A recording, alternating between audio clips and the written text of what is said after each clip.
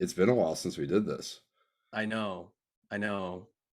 And you know what I was thinking? I saw this funny meme and I don't know if you recall the blinking guy GIF, but it's that blonde dude. And it's funny because the quote is December 31st, 2019. And then he blinks and it says COVID-19 pandemic. And then it blinks again and it says this January 1st, 2022. And I was thinking before we like started recording, holy shit, dude, in like a month or two, this is 2 years old. What? Like what? 2 years old from going into I think I was in your living room and then you were in the room you're in now. So we were basically separated by a wall. But in terms of like the podcasting world, we never broke that fourth wall, as they say. So Oh, people thought, oh, they're just like in separate locations when really we were like right next to each other. 5 feet apart. Yeah. 5 feet's generous. Yeah, that is true. But No, that's and it's funny crazy. because I remember you were saying, yeah, I might move. I don't know if I like it. I mean, think of how much has changed since then, right? Like think of not just personally, but obviously the world and what you're doing now. Yeah, I mean it's been a minute, but like my dude, COVID, like my world was like just completely dropped on its head. I Yeah. feel like I wasn't in the situation where it was just as easy as like, oh, the world's open, go back to like what you're doing. Yeah, exactly. So like I don't know, like I've completely altered my life since that moment. I think not Well, it's just even go ahead. because like I was just training a lot and like thought that that was about to be the path that like I was committing to, Hmm. and just like with COVID, it was just like yeah, like I don't ever want to have to go through that or have to rely on that again. You know, I was thinking too, because we were both serving at the time, or we were you're still served, but like I was too. And I was thinking, if the world doesn't stop, because I think everyone's had this conversation with themselves, right? And like other friends, like if the world didn't stop, would you probably still be doing the exact same thing you were doing seemingly 2 years ago? Like, let's No, just call it 2 years for a I random wouldn't have number. been. I wouldn't You have don't think been. so? No chance. Really? No chance. I think that I'm way better off now than I ever would have been if nothing changed. Like I think I had more adversity and more hardships, but I think that I'm in a better spot now than I ever would have been if things would have stayed normal. See, oh man. Like my back's still against the wall in a lot of different ways, but just like But it's mentally, but everyone's backs emotionally, against the wall. yeah, Everyone is. Everyone yeah. is. I think that if you would have asked me that question like 6 months into COVID, I would have been like, no, this fucking sucks still. But like two Yeah. years, I think I've like turned that corner of like figuring it out. See, that's good though, because I was struggling myself with the opposite. I thought I would be doing this, and not that I was doing anything bad. I was at the radio station for the Padres, and then I was serving 4 nights a week, and there's nothing wrong with that. There really isn't. And I just think for a lot of people it's really unfortunate, businesses and all that shit. We already know about all that, but I think if we're gonna look back on this in like a decade, maybe there was good that came out of it. Obviously this, because this never would have, you never would have dabbled in this. I I had always, never would have dabbled in this. Like, yeah. perfect example. And I always pondered ideas of it. I just never, I'll admit, I never had the motivation to do it. And then when the world flips you on your head, like you were saying, it's like, fuck, we got to make decisions. So, in a way it sucked and a lot has happened. I mean, I can't, 2020, how is that 2 years ago? Like, what? Feels like it was 6 months ago. 2 trips around the sun, baby. I don't know. It's been a fast 2 years. Like life's moving very fast, without a doubt. And it just feels like it's not slowing down, like at No, all. hell no, it's not slowing down. It's literally only getting faster.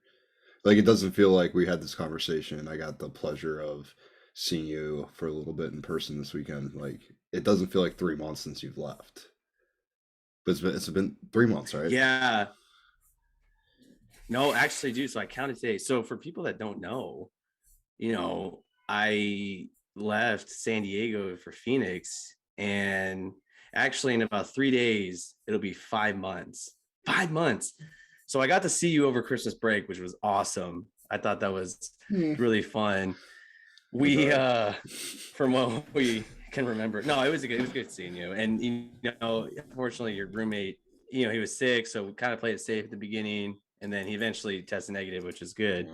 And overall, I'm just glad that we can hop back on this. It's put a lot of work into it. And So for people that those, watch this, it's so like, nobody knows, like our schedules have been so polar opposite since Will's moved to Phoenix that like it's just been impossible. Literally borderline impossible. Some of it's on us, some of it's like not having the motivation like to do like the once a week. It's like, oh, it sucks we can't like be on a schedule and shit. But things are finally starting to turn a corner slowly but surely that we think we're going to be able to do something a little more consistently. Will's going to have a little more free time when I'm going to be open. So mm. hopefully that can stay consistent going forward. We got to sit down and talk a little bit about it this weekend. So No, it was good. should be And back. yeah, just to elaborate more, yeah, I wake up at 3:45 every day. And you were always like an early riser, which I respected about you. Earl. And I wasn't. I would fucking sleep in like an asshole. You're still not. I can no, I get up, but You get up, but you're not an early riser. I'm kind of forced now. No, but yeah, so scheduling definitely got in the way because we had the luxury of living only like a mile and a half apart from each other, so it was easy to commute over, knock some Yeah. content out, just record it. And I think that this speaks to this whole obviously like back to the post-pandemic life. It kind of gets in the way, but it's really how you carve out time for it, right? Because everyone's busy, like everyone is, Yeah. like everyone has shit to do. It's how much are you willing to do it. No, absolutely. Absolutely, I So agree with that. All right, well, let's talk a little sports. I have some things going on. It's BDN's birthday. Happy birthday, Nick. Those of you that yes. don't know, yeah, I mean, he's one of our biggest fans. Love that guy. So give a shout out to him. All right, this weekend broke my heart. Let's rip the Band-Aid off. Will was with me for arguably the worst string of events that has ever happened to me. And I'm not exaggerating when I say ever has happened to me in gambling. I got talked into a little puck action on Friday, had the Talking. boys over, having a good vibes everywhere. I bet the Oilers money line minus 150. Had 2 units on it. I don't know why. I was confident. I did my research. I looked into it. Explain There, 2 units for people that don't understand that. a unit is your typical wager per single bet. The more confident you are, the more units you put on something. So I was pretty confident. I put 2 units on. Oilers were up one with like 30 seconds left, and I forget who they were playing. Who were they playing? It was, you said it was the Oilers, and was it the Canadians? Montreal. Was it Montreal? I don't Yeah, remember. Don't remember. But that's how bad it was. literally, the Oilers were playing okay. Lots of goals being scored. Pucks were flying around. Up one, 30 seconds left, and the team they were playing hits a fucking one timer from the blue line to send it to overtime. And I've never felt more defeated in my life. I had a money line, so like didn't really matter. Go to overtime, still win it. And of course, they just get scored on in overtime. So that started the day going very poorly. And then I had Phoenix at Boston. Phoenix had a ton going for him in that game. The No Suns and Jason, Celtics. yeah, no Jason Tatum for the Celtics. If the Suns would have won the game, they would have tied for the most wins ever in a calendar year. So like it was just like everything was just going for Suns victory, and the Suns just get blown the fuck out by a bunch of scrubs. What else did I have? Fucking Michigan was the biggest disgrace of a football team I've ever seen in my life on Saturday. Like that's why the Big Ten should never send anybody but Ohio State to those games. Like granted, we get beat sometimes, but like at least we have won it and we can beat those teams and compete. Like those You fucking. could score more than probably 10 points. I mean, dude, it was embarrassing. Embarrassing. Yeah, so I mean, so okay, you're obviously recapping New Year's Eve. Yeah, that was tough. I was over there. It was fun because we had like 8 screens going, which was great. It's like our own like Buffalo Wild Wings inside your house. It was awesome. Horrible hockey beat that was. That was And for sickening. people that don't understand, like the blue line, it's I don't know, 50 feet away. Like it's an insanely difficult shot.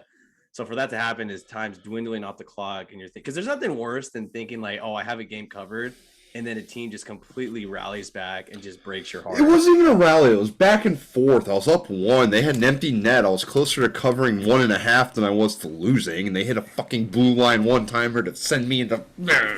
Yeah, I was able to hit on Alabama and the under. Cincinnati actually played way more competitively than Michigan. But Michigan, what do you like? Are you going to show up? Was that just a sheer overmatch? Like it just seemed. I told you before, and we chatted kind of around Big Ten week when we recorded with Joe, that if Michigan was to beat Ohio State, which they eventually did in the regular season, that's their national championship. I felt like they had blown their entire wad They did. on that, and it just we had that sense like we watched the entire game, like like when you watch like the first 5 plays of a game and you're thinking, God, this could get really ugly. I think we felt that within the second play of the Georgia Michigan game, and Quick. It was quick. it was just like they were just happy to be there. Like they were on a pageant, just like waving, like, hey, we're in Florida. Like it's New Year's Eve. We could probably go out after. No Harbaugh's sense. incentives aren't to win natties. It's to get to the stage. Get to the Like, stage and just piss down your leg. yeah, like as long as he beats Ohio State, he's got job security for 10 years. Like Oh, his yeah. his goal is Feels not to good. win national championships. That is a vacation week for the entire team. I now understand that. Like I now understand why Michigan was so excited to beat us this year. Yeah. I'm sorry. It makes sense. I get it. You guys aren't in the national championship business. You're in the better than okay, not great business. Yes. That's fine. That you can stay there. I'm done judging you for it. It's okay. I get it now. I want to talk briefly about the Rose Bowls. So I want to give you a little bit of Ooh. a hard time Ooh, because, hard time. well, no, you at first, you were, first of Oh all, yeah, your I thought highlights. we were gonna smoke them. Yeah, first of all, I was horrible on New Year's. So we had a little role reversal, and you sent some Snapchats of me getting sick on the side of the road. Dale picked me up from downtown, and basically I was nauseous the entire way, and I literally forced him to pull over like outside of his house, and I just projectile vomited all over like shrubbery. So I feel bad for that. But I remember you saying that for the Rose Bowl. So the Rose Bowl happened a couple days ago, Yep. and it was Ohio State and Utah, so representatives from the Yep. Big Ten, Pac-12. You though were not on board with it, and I noticed that I just there thought it was was some. boring. I and I understand that you have like this championship or bust mentality because you guys have the program and athletes to do it, which I can only imagine. I can't. That's crazy. So I had friends that actually went to the Rose Bowl game. They said it was one of the greatest experiences because Dale, that was an awesome, awesome game. Wow, did college football need that? I'm not exaggerating when I say Ohio State should have 3 players on the Heisman watch for next year.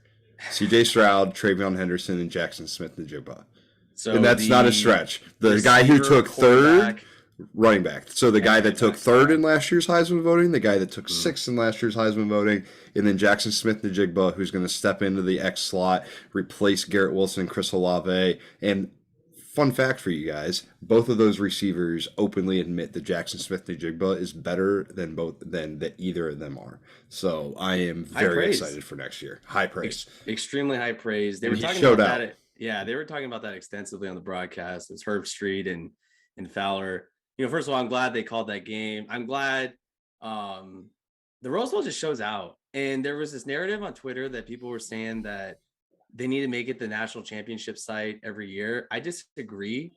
I think there's something about the Rose Bowl, and I'm happy because while I was in Southern California for like the week before and after Christmas, it was raining. But on New Year's, in Pasadena, there's something about, the sun just hitting the mountains in the background, the Rose Parade, everything. It was perfect. And I don't want that messed with, right? Like, I understand you have the Georgias and Alabamas of the world. I don't care if they have to play in Indianapolis. I don't care if they have to play in Miami. Keep what we saw on Saturday. Yeah, it was Saturday. That was awesome, man. Yeah, Jackson Smith and Jigma. So you know what's tripping me out too? God, What? we're just dating ourselves now. Dude, he was born in 2002. Like we're getting Jesus to the Christ. we're getting to the point now where the early 2000s babies and mid 2000s babies are getting into college, and I'm just like, oh Jesus Christ. But dude, he monster. I mean, just wow. And there was this whole thing of, do players opt out? Do they care? That's a whole separate conversation. I not the biggest fan of Ohio State, I am, but to see that performance, holy shit. I think any like normal fan who like doesn't have a 1990 way of thinking completely understands that if you don't want to play in the fucking Rose Bowl, you're fine. If it's not for a championship, like Mm. that's just where I stand on it. I mean, look at what happened to our corner Ransom. He literally broke his leg in like 3 spots and he's out for a long time. It's like Yeah, that shit can happen. look at It's Matt like, Corral, the yeah, QB for Ole hey, Miss. go get your bags. Yeah. Okay. I will never fault somebody for that if the game is meaningless, like these bowl games are. If it's a playoff game or we're playing for a natty and you decide to do that, no, absolutely Yeah, not. I think there's discretion. I don't want to say, I would say the New Year's Six bowls still carry a lot of weight. Now, if it's like the Gator Invitational Bowl or the Motel 8 or the Cheez-It Bowl, yeah, those fucking suck. Like, get those out of here. That's an exhibition. I don't know. Again, to each his own. It depends on the fan base. The intensity of the Rose Bowl, the Cotton Bowl, the Sugar Bowl, all of them. I thought it was good. So I think the energy with the New Year's Six, and look, I'm the same way for these athletes. Like if you're going pro, yes, I want you to capitalize and make as much as you can. At that point, it's what do they call it? A business decision? Absolutely. Business. Absolutely. Business, man. What other games were good that day? I mean, Bama did what Bama should have done against Cincinnati. I Yeah. don't think anyone's really surprised by that. 27-6. I thought Bama could have scored a little bit more, but listen, Cincinnati, you're a really good football program, really good football team. They played better than Michigan. They played No, better than Michigan. they did, but they never had Oh, they didn't have a Michigan. At fighting. least, yeah, they didn't have a fighting chance. Like Michigan at No, least not at turned the all. ball over in the end zone 3 times or whatever. Like since he like Cincinnati scored more. That was so. I think it's just because I bet on they Michigan. I'm didn't so score more. pissed. Cincinnati scored 6 points. How many did 11. Cincinnati score? That's what I mean. Like they okay, it's What do you mean? You just said scored more. I meant Cincinnati. What's a bigger number, William? Is this what I Phoenix has taught you? yeah. I No, lost my Cincinnati played tough, but I mean Bama's Bama. They're not. I mean Bama's gonna. I think Saban understood that as long as they stayed solid, took care of the football, that there was no chance they would lose that game. like I was expecting what happened in Georgia, Michigan to happen in Cincinnati, Alabama, and it was the complete opposite. I But agree. hey, It felt like Cincinnati belonged more than Michigan did. oh, absolutely. So I It think did. look, credit to them, man. Like Group of Five, my alma mater is a Group of Five. Like way to represent. Yeah, no, and I'm on the side of, and a lot of people disagree with me, that if they expand the playoff, that the only automatics should be the 4 or the 5 Power Five champs, the highest ranked Group of Five team. I think the highest ranked Group of Five team should get an automatic bid. Yeah. And I've like had a lot of people argue with me about that. It's like, why? You're always going to have the argument whenever one of these teams is undefeated, or if it's San Diego State's 13-1 and they're the highest ranked group, like you're always going to have that argument. They have to be involved in the conversation. And honestly, if there would have been like a 12-team playoffs, I think Cincinnati wins a game or two in it. I think Utah might have won a game because they would have They gotten might have in. they might have won a game too. We're still years away from that. But Yeah. hey, look, we had some fun. We had a fun college football season. We had some good moments from it, some bad moments from it. We made some good money, but also lost the. Hey, we still got a game to go, and we'll preview that later. Alabama, Georgia. I'm bored with it. We'll get to that at some point. Yesterday, I just have one more NFL, football story because I didn't know how much time we have. Just Antonio Brown. I don't want to bury this anymore. that's literally all I was going to talk about NFL. I was Okay, like, perfect. I mean, we could have talked about the Eagles fans in Washington collapsing the stands on Jalen Hurts. That was amazing. that was Antonio cold. Brown. Wow. There's there was mixed emotions on this because you have all these apparently sympathetic people like Tom Brady that are psychiatrics and doctors that are consulting him. He's not 10, he's 33, and legitimately threw a temper tantrum and quit his day job on the field. Yes, and the week 17 action in the NFL, that might have been in the last 10 years in terms of drama headlines. Number one, number two, max. I can't remember the last Maybe. craziness with it. I was mind blown. Like it was just one of those things that like happens. You're just like, wait, is this actually happening right now? Everyone said this. They were like, was that pregame? Was this like a pregame? Like he's just dancing around, shirtless, and then you see the play clock, and then Brady's on the field, and I was like, he actually did that in the middle of a game. Like it was so dumbfounding to me that it was impressive. Like I was completely impressed and thought, God, just more, give me more. Like what more can you do? And then to add even more like legs to the story and different character arcs. So you saw the clip, he rips off his pads, just throws it at the bench, rips off his under workout shirt, his gloves. He puts out, he's like grandstanding, like doing like jumping jack, like pumping up the crowd. Looks like a halftime performer in the end zone, runs into the tunnel.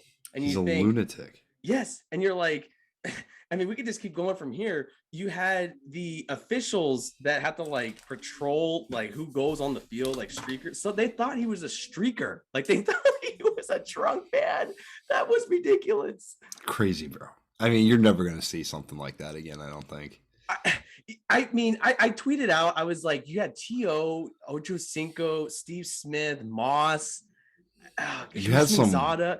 I mean, I don't think any of those can hold a candle to fucking No. Brown. I Like, mean, you had some polarizing figures, and oh like my those God, guys were bigger. yes. I think those guys were way bigger figures than AB. But AB does some things that is just like, what? And yeah, and we're not going to sit here and list everything he's What? done, going back to the Steelers and, the It makes no concussions sense. Yeah. and the allegations, and then going to the Raiders and the helmet and threatening to retire and farting in the doctor's face and then threatening to retire again and the Patriot, all of it. And then to add one more character arc to this, the Uber driver that picked him up. It's not an Uber driver though.